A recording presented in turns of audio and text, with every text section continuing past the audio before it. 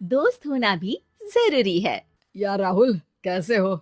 चलो कहीं घूमने चलते हैं। हाँ ठीक है। कहाँ चलेंगे? कहीं पहाड़ों पर? अच्छा आइडिया है। ठीक है, मैं बस की टिकट बुक करवा देता हूँ और अच्छा सा होटल भी देख लेता हूँ। ठीक है भाई, लेकिन जल्दी करो। लाइफ में इतना स्ट्रेस हो गया है कि कुछ दिन का रेस्ट तो बहुत जरूरी बन गया है। राज का शाम को फोन आता है राहुल के पास।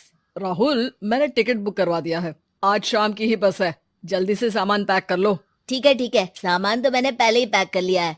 अब तो बस शाम का इंतजार है, जब हम बस पकड़ेंगे और निकल पड़ेंगे धर्मशाला की ओर।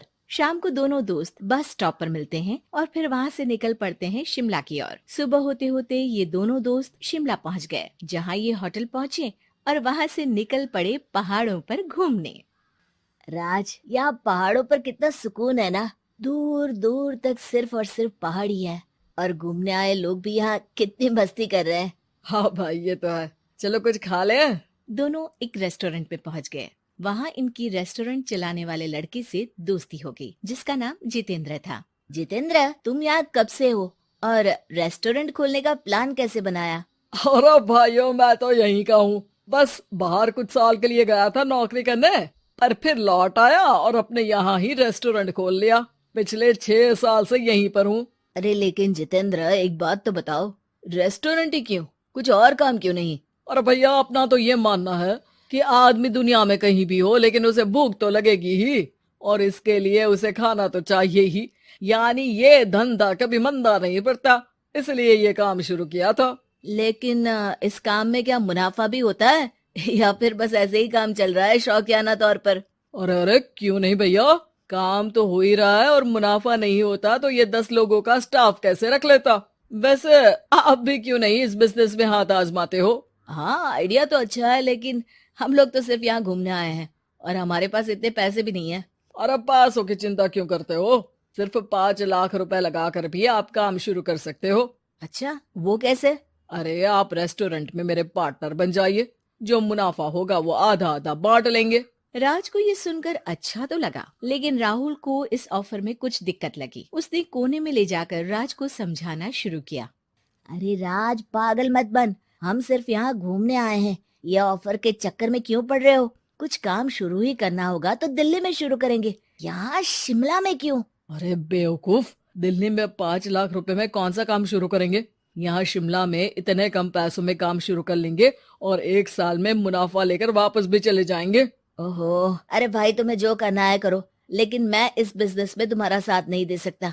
याद रखो, हम यहाँ सिर्फ घूमने आए हैं, कोई बिजनेस करने नहीं। और इस जितेंद्र पर वैसे भी मुझे ज्यादा भरोसा नहीं हो रहा है।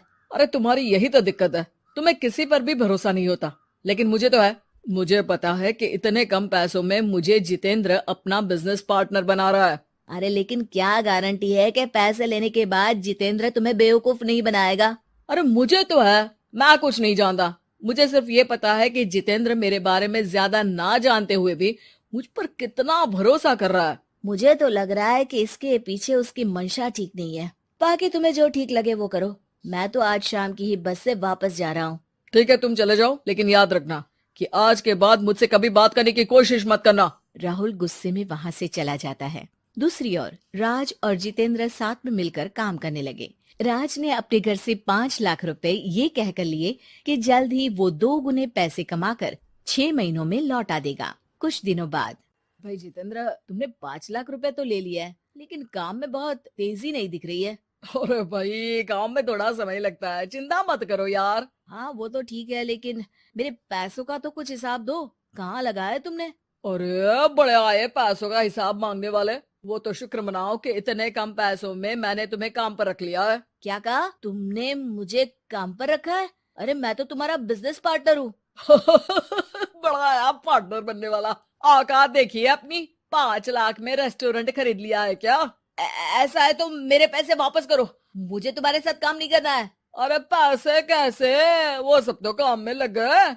अब तुम्हें वापस जाना है तो चले जाओ, कोई पैसा नहीं मिलने वाला है। राज को अपने साथ होने वाले धोखे का एहसास हो चुका था, लेकिन तब तक देर हो चुकी थी। उसे अपने दोस्त राहुल की याद सताने लगी, जिसने पहले ही आगाह कर दिया था कि इस बिजनेस में धोखा है, लेकिन अब तो देर हो चुकी थी। राज को अब कोई रास्ता नहीं सूझ रहा था। जितेंद्र भाई, मेरे पैसे वापस कर दो ताकि मैं लौट जाऊं। मुझे अब तुम्हारे साथ कोई काम नहीं करना भाई। ये सुनते ही जितेंद्र अपने कुछ साथियों के साथ राज पर टूट पड़ा और उसकी जमकर पिटाई कर दी। राज बेहोश हो चुका था। जब उसने आंख खोली तो उसे अपने सामने पूरा परिवार, पुराना दोस्त राहुल भी दिखा। सभी को देखकर राज की आंख में आंसू आ गए। राहुल, मुझे माफ कर दो। अगर समय रहते मैं तुम्हारी बात मान लेता तो आज शायद ये दिन ना देखना पड़ता। अरे शुक्र मनाओ कि जान बच गई। वो तो भला हो एक आदमी का जिसने मुझे फोन कर दिया था, तभी तुम्हारी जान बच सकी। मुझे माफ कर दे दोस्त, तेरी सलाह ना मानकर मैंने बड़ी भूल की है। अरे अरे भाई, मेरे हाथ मत जोड़ो। बस ध्यान रखना कि अच्छा दोस्त आपको हमेशा अच्छी सलाह देता है, इसलिए दोस्तों की सलाह पर ध्यान देना चाहिए।